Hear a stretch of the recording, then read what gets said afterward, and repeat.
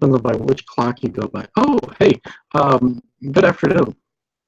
Sometimes it surprises me how fast this computer is. It seems to have a mind of its own, really, when it comes right down to it. I mean, the number of times that I've been trying to do something and I'm typing and it's like nothing's appearing, and then all of a sudden everything appears. And now, when I'm expecting it to take a while, which is starting the broadcast, it just shoots right up.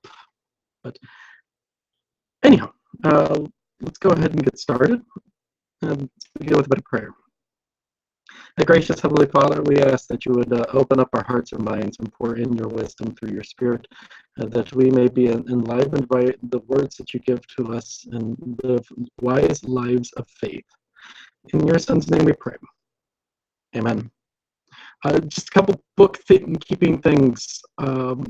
Next week we're not going to be on the air, and neither are we going to be on the air the following week. 1 week is going to be because I am out of town on vacation. Another is going to be because it's Vacation Bible School. And I have a very busy morning coming up. But it's all good. I love VBS. I have a lot of fun with the kids.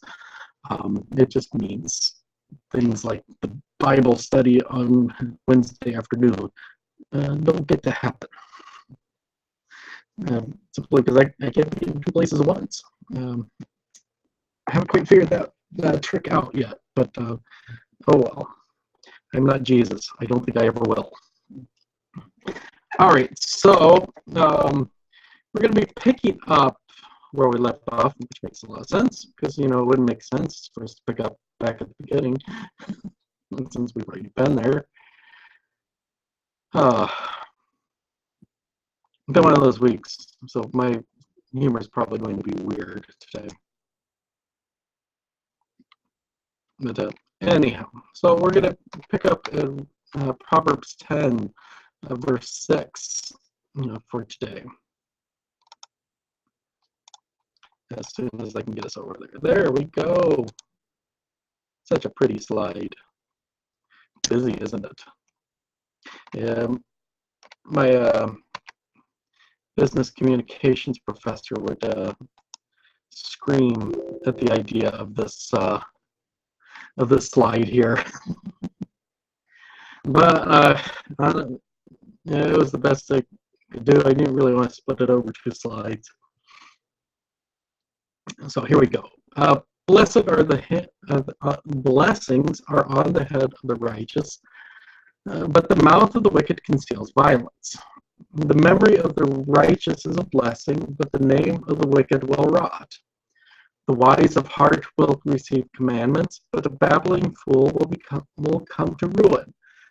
Whoever walks in integrity walks securely, but he who makes his ways crooked will be found out.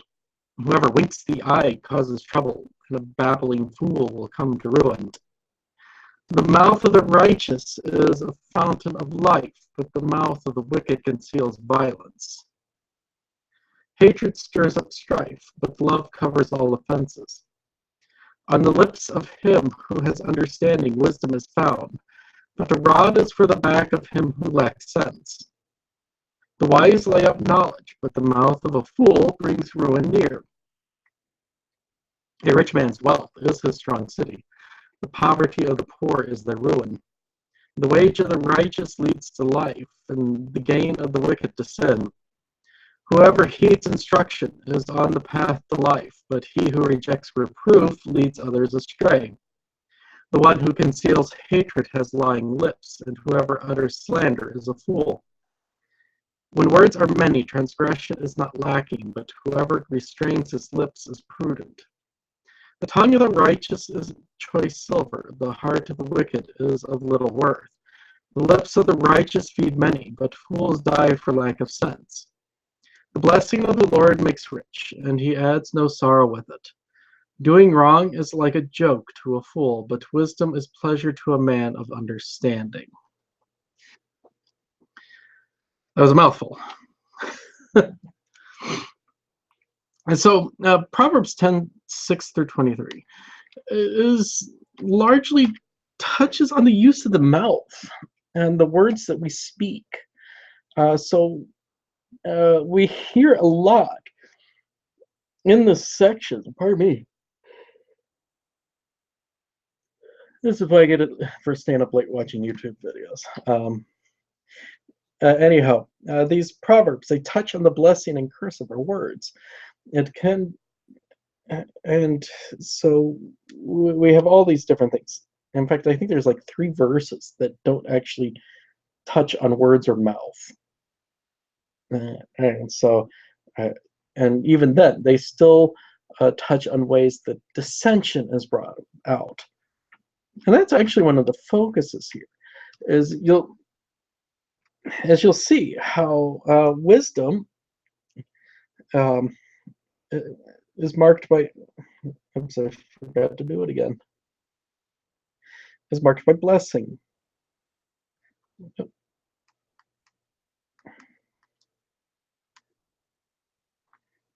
There we go. Wasn't going to let me erase that blip there. There. It's marked by blessing. Where foolishness is marked by things that destroy. So we have like the babbling fool. It comes to, wow, this thing is overly sensitive today.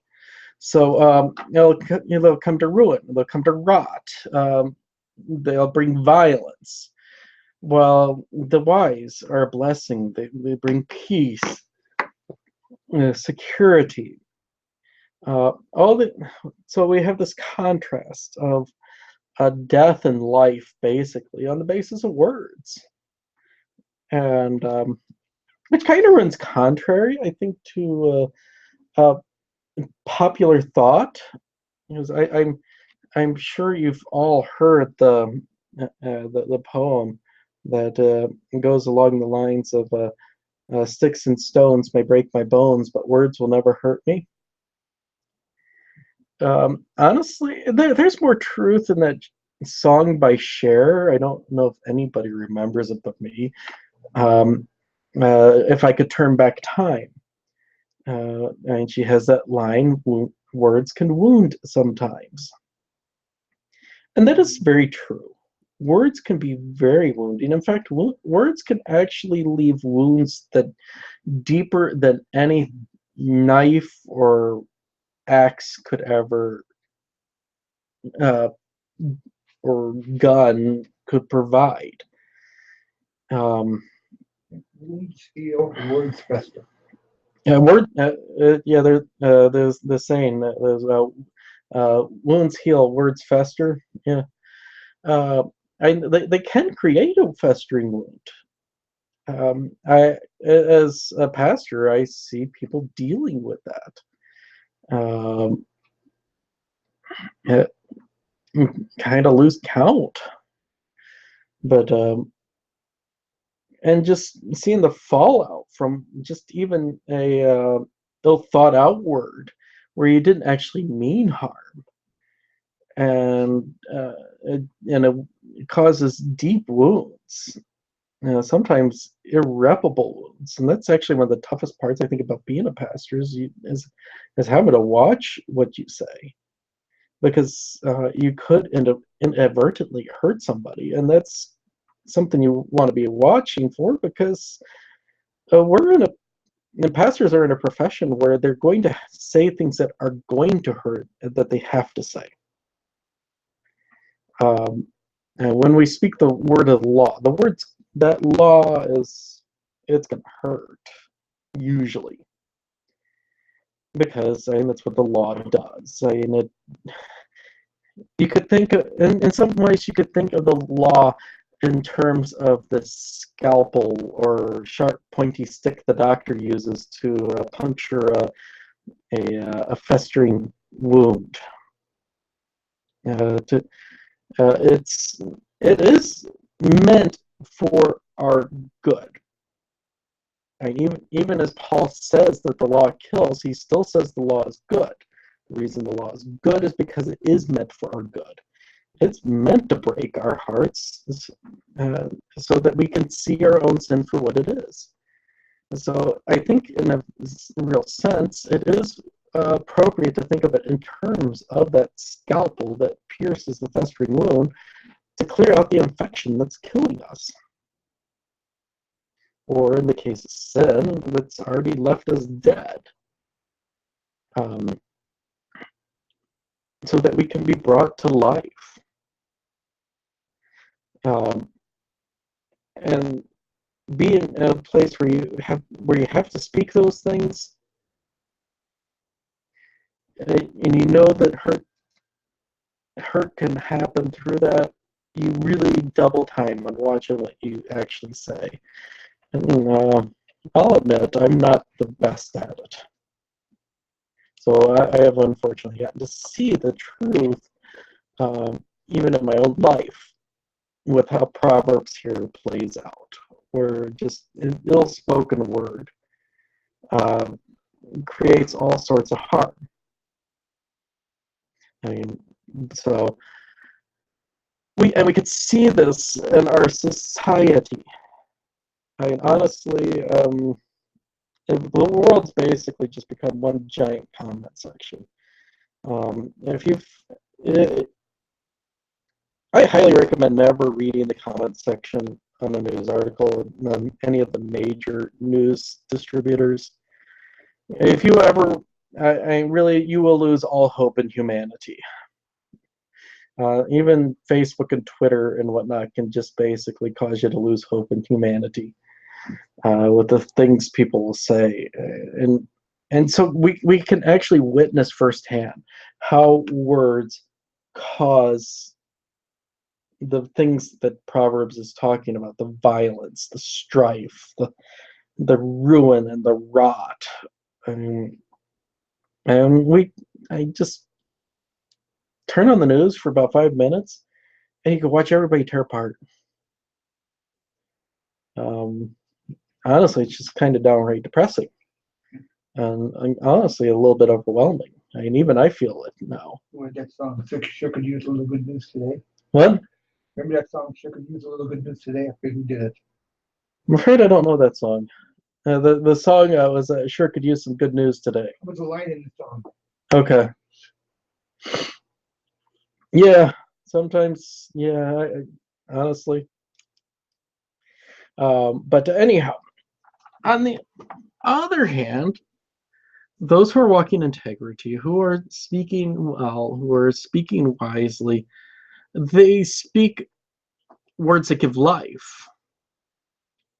So it's very much a contrast that's going on here. So and in a very, very much so, it is a almost I would say an explanation of what Paul says in Romans 13, where love is the expression of righteousness, and because love is the fulfilling of the law.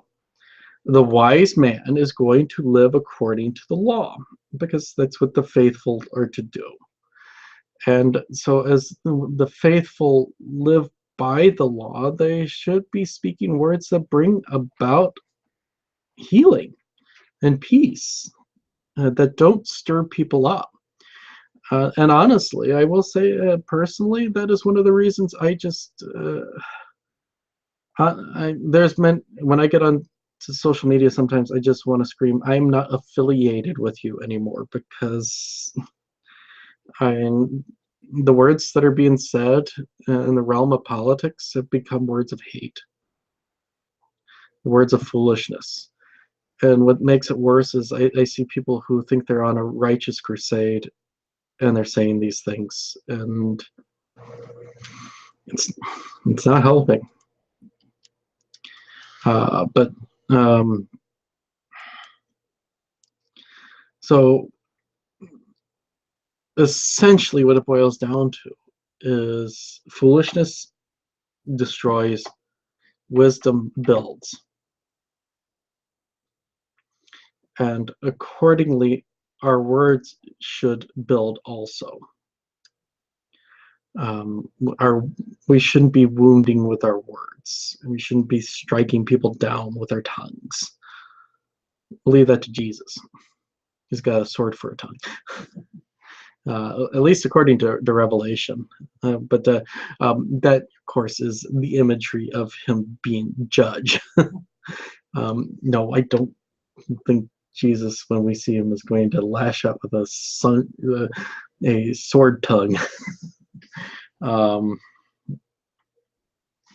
No, but I do think, I'm pretty sure he's going to judge us.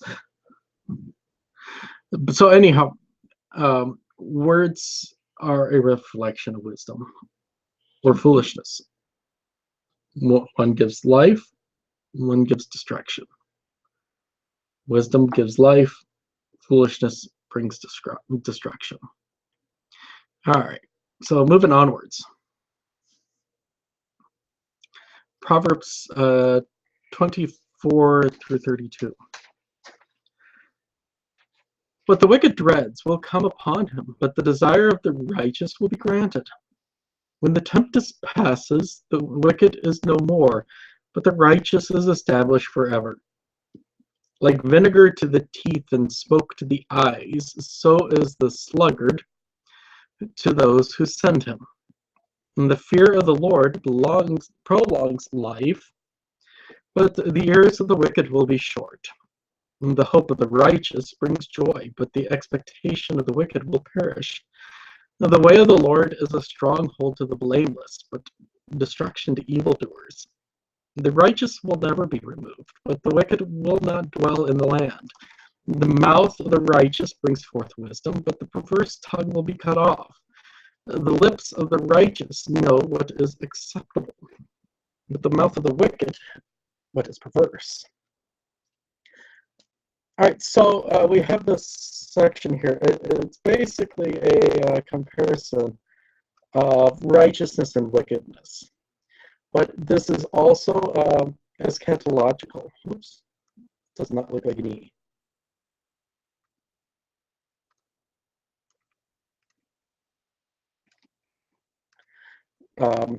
What we see here is very much something that will find its fulfillment in the end of days.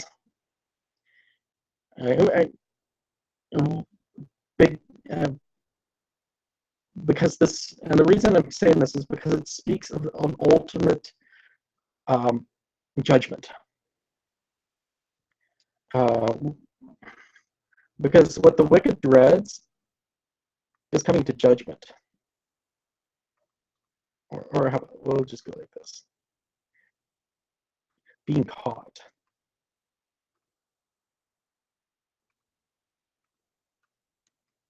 And seriously, if you spend any time working with people who break the law, and break the law even in minor ways. Actually, let's go with that. How do you react when you're driving, particularly if you're speeding, and you suddenly see that cop car on the side of the road? What's your reaction? Oh no. Yeah, oh no. Tapping that brake. Years ago when I was in high school, going through that whole period of learning to drive, one of my friends, who's a similar age, he thought he was like the next Mario Andretti or something, and he bought himself one of those police radar detector things. He was driving at a rapid pace. His little radar detector goes off. He reacts by slamming on the brakes. He's the one who gets pulled over. And the cop comes up and he's like, "So, you got a radar detector?" My friend's like, "What do you mean?" Because the cop goes, "Because as soon as I hit your car with the radar gun, you slammed on your brakes. I just watched you dig your front bumper through the pavement."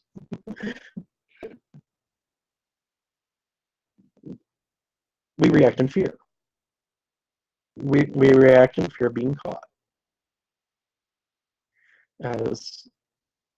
So I'm sure all of us have experienced that when we weren't obeying the speed limit, saw the cop along the side of the road, and either tapped our brakes or coasted to slow down and prayed that the cop didn't notice us.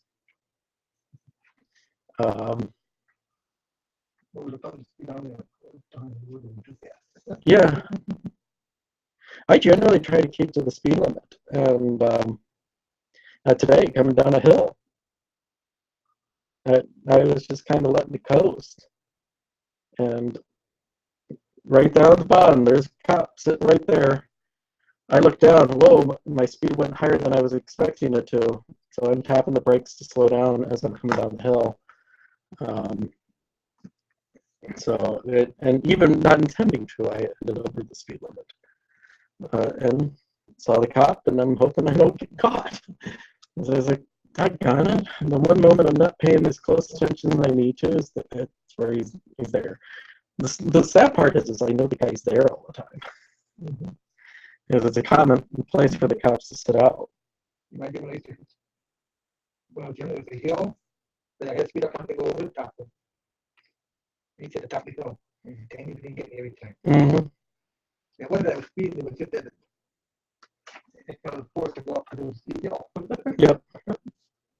So we can all relate to that fear of being caught. And the desire of the righteous, the desire of the righteous really is just to live in the contented peace of God. And that will be granted. That's what the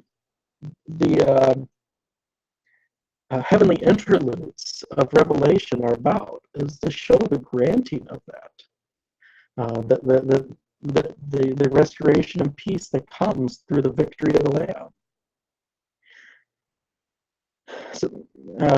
So we have those two things that are pointing us in to the eschatological meaning.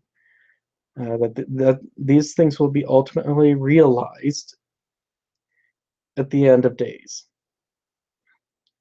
Now, at the same time, we do have there's something of a temporal consequence. In verse 27, you may recognize that sounds a little familiar. It sounds a bit like the fourth commandment.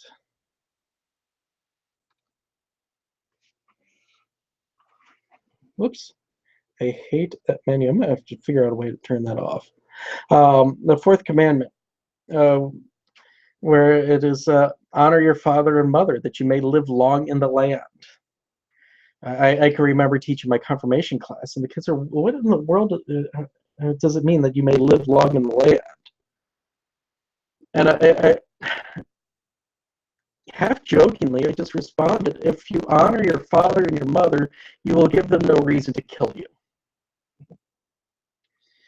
I say half joking because that's actually what it means.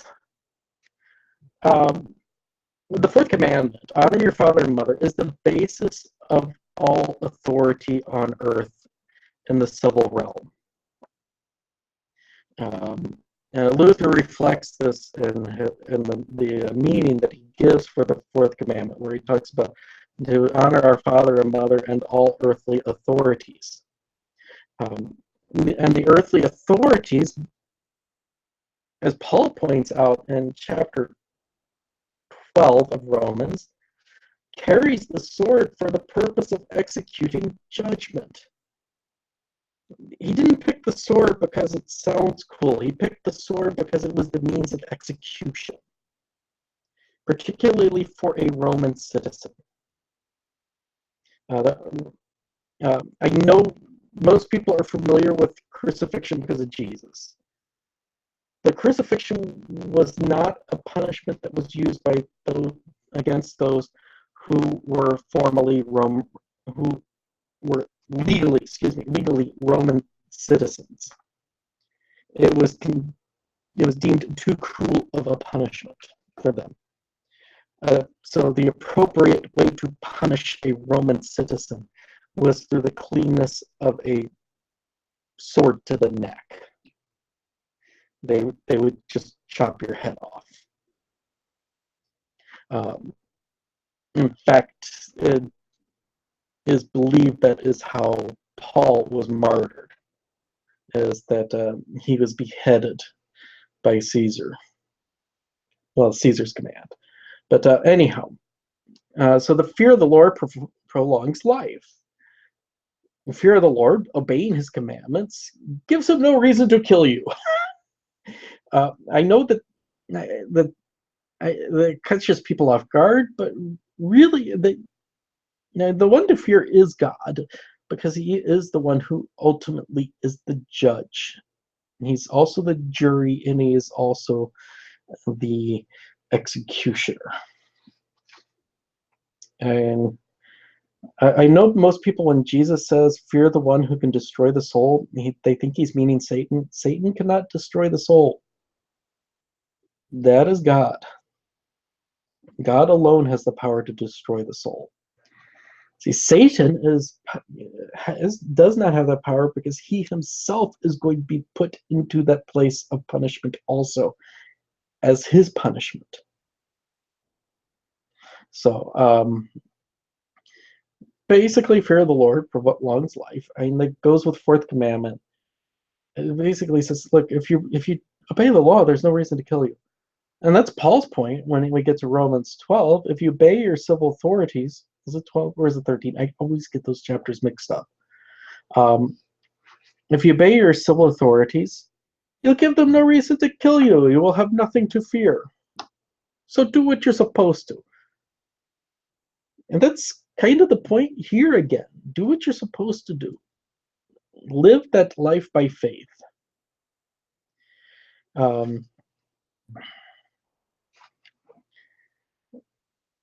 And so, because I really would, the righteous will live, the wicked will die. Now, we also get something of a glimpse of the wit of Proverbs here. A lazy person is like vinegar and smoke. They're an irritant and useless. In fact, it makes life harder.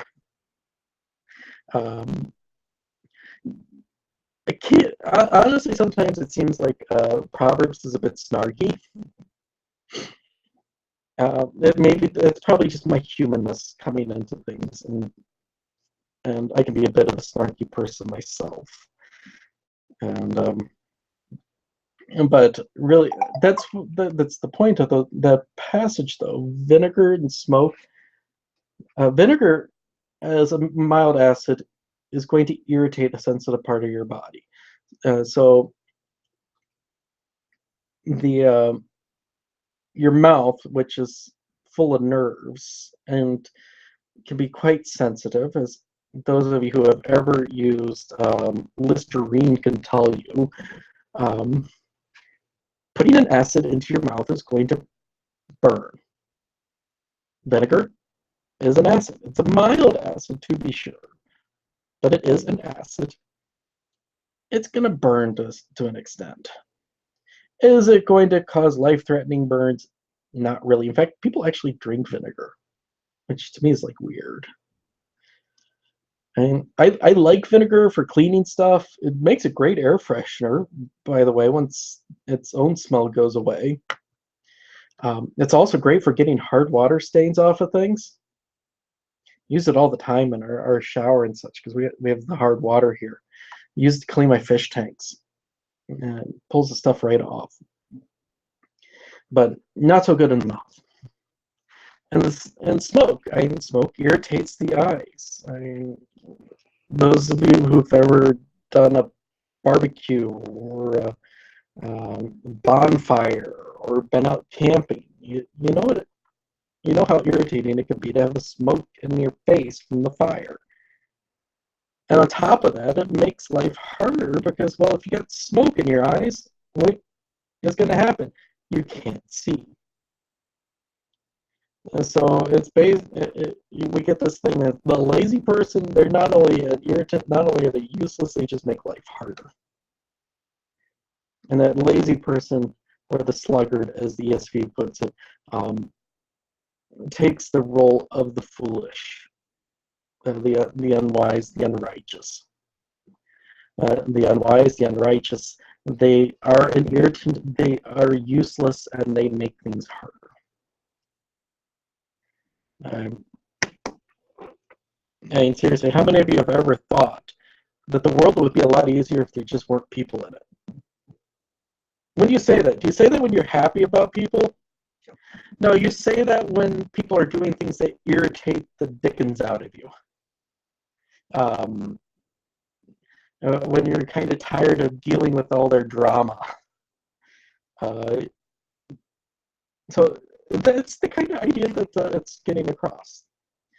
And on that happy note, we're going to wrap up for today. Don't forget, no class tomorrow. Of course, there's no class tomorrow.